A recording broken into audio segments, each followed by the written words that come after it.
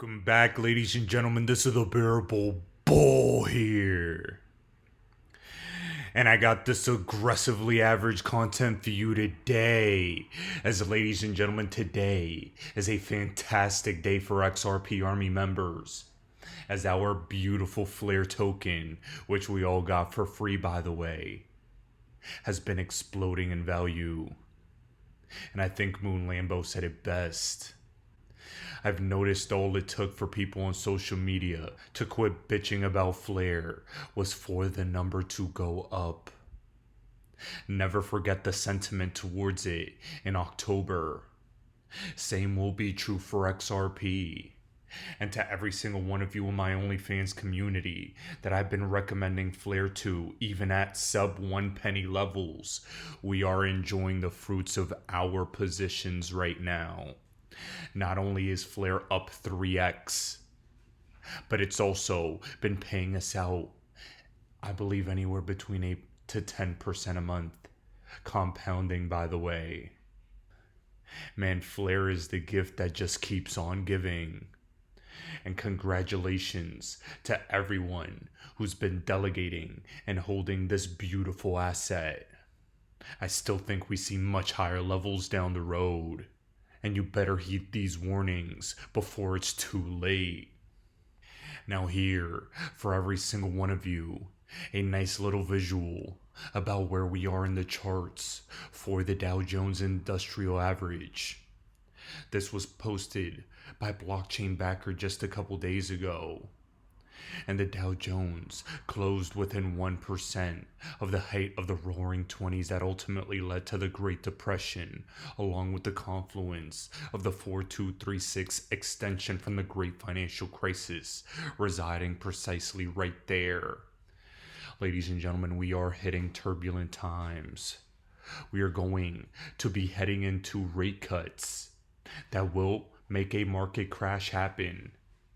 We have to remember we are in 2024, which is an election year, so they can't let the stock market completely implode on an election year. But the cracks in the system will be shown thoroughly. The transition and the changes happening to the financial system will need to be exposed. The stock market will implode. And I believe that will be a reason, a likely catalyst for unlocking liquidity in idle nostro vostro capital with XRP. 2008 was a liquidity crisis, and I believe XRP was created to be a global liquidity solution. XRP will have its day in the midst of a crisis. XRP will be known as crisis prevention. And you all better realize how important this asset truly is. Guys, you need to know the time in history we're in. We are in the most explosive upcoming election year the United States and the whole world has ever seen. America has never been as divided as it is right now, which will be the perfect cover for Black Swan events. It will also be the perfect cover for a transition in the financial system. While the masses and the NPCs are distracted, the XRP army will have stayed vigilant and paid attention. Donald Trump is warning he will fire Jerome Powell. Oh, ladies and gentlemen, these are just headlines. This is just noise. This is the lizard talk that I talk about constantly. Jerome Powell will be dragged around like a puppet by either political leader. And it's important you all understand this. We are heading into a period in time where rate cuts are inbound shortly. And we also need to remember about the pullback that Waters Above has warned about. I believe that will be coming in the coming weeks before the end of February. And if you guys all prepare diligently, you could hold through it, or use that as a massive final buying opportunity before we head into our moon mission. Now guys, despite the fact that I did just discuss a major pullback being likely because of the Waters Above TA that I have presented on my channel before, he also discussed how XRP specifically will not crash as much as other altcoins are likely to, but how XRP specifically may deviate from the rest of the market because of events like the end of the XRP case officially, with the remedies part deciding how much Ripple is going to pay. And John Deaton gave a great video on the next steps likely for XRP holders, and I'm going to specifically leave you for the day with what I think is the most important clip from there, letting all of us know how close we are in just a few weeks to everything being resolved and Ripple likely not having to pay big fines in any capacity at all. It'll be a 4-0 victory for Ripple against the SEC. And just like how July 13th was a powerful bull run of a moment for XRP, I believe with the official conclusion, XRP will explode in a similar fashion as well. And onwards to victory will the XRP price be unleashed afterwards. It's a special time to be alive for the XRP army, as sentiment continues to reach massive lows. The red carpet has been rolled out for XRP to take center stage.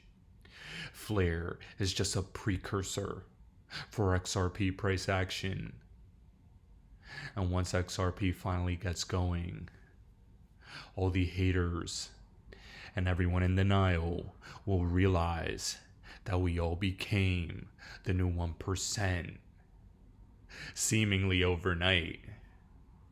But we'll all know that it took years to become overnight millionaires. Ladies and gentlemen, this is the Bearable Bull here. Thanks for tuning in. As always, I appreciate every single one of you. And now to cap off this video for today, I leave you with John Deaton. We haven't had an update on the Ripple case in a long time, and that's because XRP holders achieved what we wanted as far as legal clarity. XRP in and of itself was deemed not a security, something that I guaranteed the judge was going to do. That's how confident I was, and she did it. And she ruled that when you and I go on Coinbase or Kraken or any other exchange and we purchase XRP, we are not purchasing an unregistered security. Okay, so that's why I sort of went in silent mode, because I don't represent Ripple, never have. Represent XRP holders. And so, but I think it's important as we see more activity going on in the remedy stage. Now, what's happening? There's been some legal documents that have been filed, and the SEC has filed a motion to compel, and Ripple has responded to it. And really what's going on here, and that's all I'm going to do is explain that to you. The SEC is seeking financial statements from Ripple from 2022 to 2023. They're seeking post-complaint. Remember when they filed the complaint, it was December 22nd of 2000, and the complaint alleged that sales of XRP were illegal securities.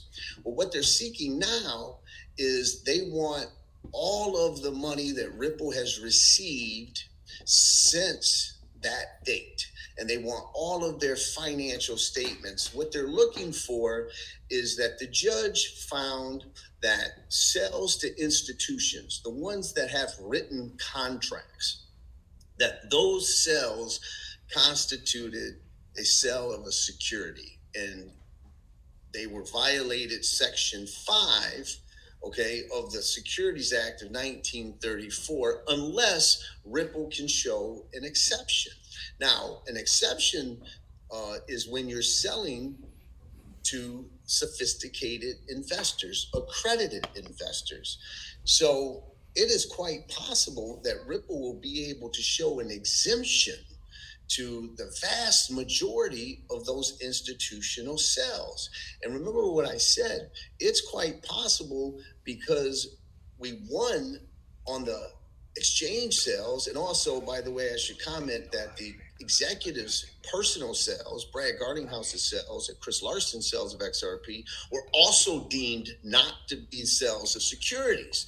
And so, when all said and done, it is quite possible that the judge could find Ripple something like $10 million. It could be 10 million, it could be 100 million. I don't know. And I'm not going to guess, but it is possible if Ripple's able to show, look, Judge, we didn't need to register the sale of this XRP because it meets this exception. Then we don't know what the universe is. And so that's the SEC's biggest fear. Imagine this. Imagine Brad Garlinghouse, the CEO of Ripple, has spent $200 million litigating this case and defending this case. And when all said and done, the judge issues a fine of 10 million, 15 million, something like that, or even half, 100 million. But I believe it's going to be less, significantly less than what they spent in legal fees. And the SEC thinks that too, or they fear it. And that's why they're going all out and wanting to know all the other sales and transactions. So that's what they're seeking. Ripple has responded and said, listen, what you're doing is basically amending the complaint without amending the complaint. You're adding all these other transactions after the complaint. That's really a separate trial or mini trials is the way they describe it in their legal documents. And Judge, this is inappropriate. And it's really allowing them to extend their allegations without formally doing it. And discovery has already ended. And we can't engage in another year and a half of prolonged discovery. They call it a slippery slope. And I agree with them. And so the SEC flat out comes out and says they don't want Ripple to only get a slap on the wrist. See what I'm talking about? The fear that there's going to be all of this litigation, all of this expense, and Ripple has to pay some small fine. And the SEC's argument is that they need to have this information to make sure that Ripple doesn't violate the securities laws with institutional sales moving forward. And so that's really what's happening. I believe the judge is not going to allow the SEC to extend discovery. She may allow them to have some discovery. I'm not saying that she won't do that because a lot of times judges will allow discovery, but then keep their ruling much more constrained.